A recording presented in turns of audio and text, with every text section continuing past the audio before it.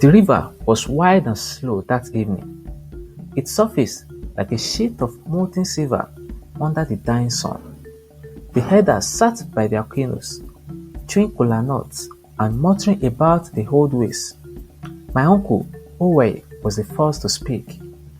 "Tell that boy," he said, nodding towards me. "Tell him you never sleep beside the river at night." The others grunted in agreement, the way old men do when the matter is too serious for long explanations. But no one explained why, only that I should never try it. As a stubborn boy of 17, with new muscles and more pride and wisdom, I laughed it off. "What is river? Water na water."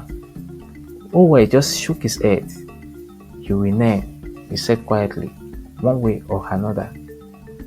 A week later, it happened. The fishing was bad that day. No tilapia, no catfish, not even crabs. By late afternoon, the sun was heavy and the air thick with the promise of rain.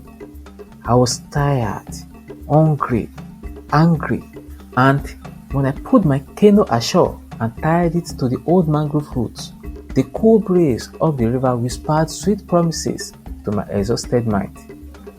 "Just a small nap," I told myself. Before dark, the river hummed softly, almost like a lullaby.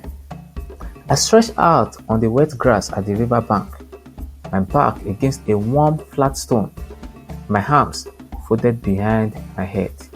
I closed my eyes and slept. I don't know how long I slept, but when I woke up, everything was wrong. The stars above me were dim and strange, moving like slow dancers. The trees along the river were leaning inward, their branches reaching out like hands. And the river was breathing, slow heavy breaths, as if something immense slept just beneath the surface. I tried to stand up, but my body refused. It was as if the earth itself was pressing down on my chest. And then I saw them, figures rising out of the river, not walking on the bank. No, they came from inside the river itself, dripping but dry, their shapes shimmering like heat waves.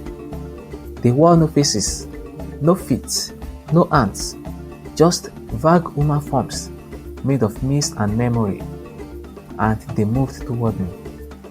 The figures gathered around, forming a tight, silent circle. One of them stepped forward, a taller, darker shape than the others. It spoke without speaking. It was arriving directly in my mind, like the low rumble of distant thunder. "You lay yourself at the river's edge," it said, and offered no gift, no respect.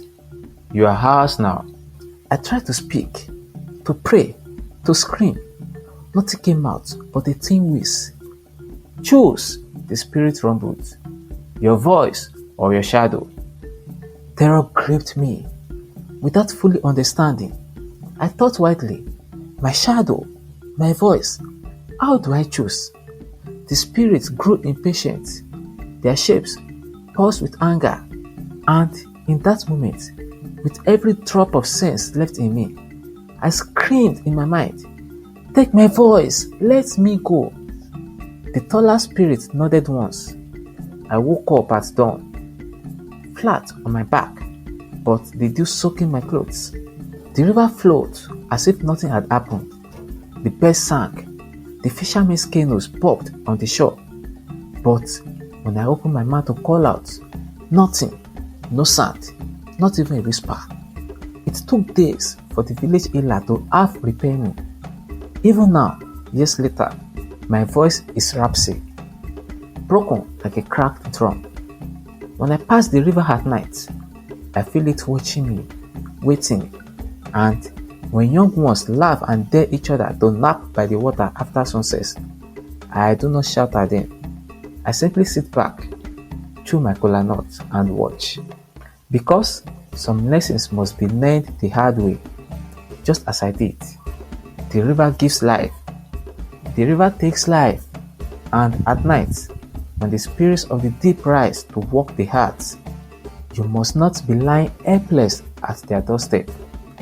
You must respect the river or pay the price.